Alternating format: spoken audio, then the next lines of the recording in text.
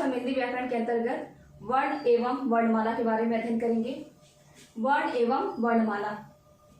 वर्ण भाषा की वह छोटी ध्वनि जिसके टुकड़े नहीं किए जा सकते वर्ण कहलाती है। अर्थात भाषा की वह सबसे छोटी ध्वनि जिसके टुकड़े नहीं किए जा सकते हैं वे वर्ण कहलाती हैं। जैसे अगर हमने यहाँ पे एक शब्द लिखा कमल, तो कमल का जब हम संधि विच्छेद करेंगे तो क आधा क धन अ धन आधा म धन अ धन आधा ल धन अ, तो इसको जब हम जोड़ेंगे तो ये हो जाएगा हमारा कमल। लेकिन हम जो है ये जो वर्ड है, जो व्यंजन है क आधा क या फिर इसके टुकड़े हम नहीं कर सकते हैं, तो ये हमारा जो है वर्ण कहलाता है। वर्णमाला। प्रत्येक भाषा के अपने कुछ निश्चित वर्ण होते हैं जिन्हें एक सही क्रम में लिखने पर वर्णमाला बनती है। जब भी हम वर्णों को एक निश्चित क्रम में निश्चित ढंग से लिखते हैं तो वो हमारा वर्णमाला कहलाता है। वर्णों के भेद। हिंदी भाषा में वर्णों के दो भेद होते हैं, स्वर तथा व्यंजन। स्वर जिन वर्णों का उच्चारण बिना किसी दूसरे वर्ण की सहायता के होता है उन्हें स्वर कहते हैं। अर्थात जो स्वर होता है उनको वो स्वतंत्र रूप से बोले जाते हैं, उच्चारण किए जाते हैं। उनको बोलने के लिए हमें किसी भी व्यंजन या स्वर की आवश्यकता नहीं पड़ती है, तो वे हमारा स्वर कहलाता है। इसके अलावा देखिए स्वर जो है कितने होते हैं। स्वर हमारे हिंदी वर्णमाला में स्वर 11 होते हैं। जैसे देखिए अ आ इ ई उ ऊ री ए ओ औ। तो देखिए अ से लेके अ तक हमारे क्या है 11 स्वर होते हैं। इसके अलावा अंग जो होता है अनुस्वार होता है, आह जो होता है विसर्ग होता है। और इसके अलावा एक आता है चंद्र बिंदु, इसको अनुनासिक बोलते हैं। और ये जो हमारे तीनों जो होते हैं अंग, आहा और चंद्र बिंदु, अनुनासिक, ये अयुग्वाह के अंतर्गत आते हैं। और अंग अनुस्वार से बनने वाले शब्द आपके हो जाते हैं रंग हो गया, बंदर हो गया, अंगूर हो गया। आहा से बनने वाले शब्द प्रातः हो गया, दुख हो गया। और अनुनासिक चंद्र बिंदु से बनने वाले शब्द चांद हो गया इत्यादि। इसके अलावा आता है अब व्यंजन।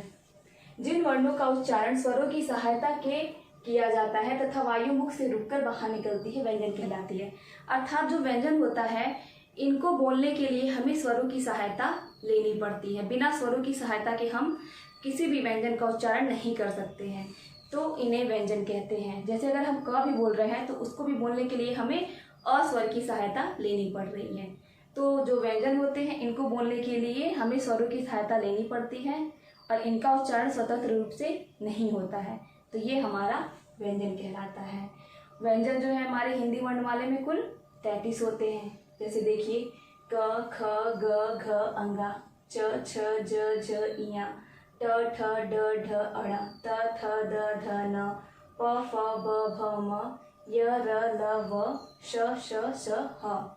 ये जो हमारे क से लेके ह तक होते हैं ये हमारे कुल 33 व्यंजन होते हैं। इनको जो है क से लेके म तक जो है 5 वर्गों में विभाजित भी किया गया है। पहला क वर्ग जिसमें क से लेके अंगा तक आता है, दूसरा च वर्ग जिसमें च से लेके इया तक आता है, तीसरा ट वर्ग जिसमें ट से लेके अड़ा तक आता है, चौथा त वर्ग जिसमें त से लेके न तक आता है, पांचवा प वर्ग जिसमें प से लेके म तक आता है व्यंजन। उसके बाद अंतःस्थ व्यंजन हो गया य र ल व, तो ये हमारे जो है। और उसके बाद आता है उसमें व्यंजन श श श ह, तो ये हमारे जो क से लेके ह तक होते हैं ये हमारे व्यंजन होते हैं। इसके अलावा अतिरिक्त वर्ण आते हैं। अतिरिक्त वर्ण के अंतर्गत आता है संयुक्त व्यंजन।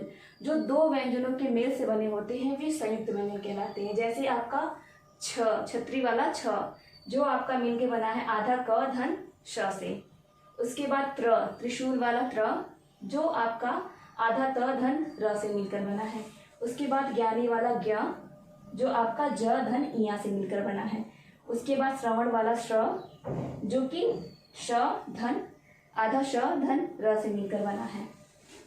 इसके अलावा स्टूडेंट आप ड़ के बारे में पढ़ा होगा, ड़ और अढ़ा, ये जो आपके दो वर्ड हैं ये अतिरिक्त वर्ण के अंतर्गत इन्हें भी रखा गया है। इस तरह हमारे वर्णमाला में टोटल जो है 52 वर्णमाला होता है, अ से लेके पूरा ज्ञ और ये अतिरिक्त वर्ण को लेकर।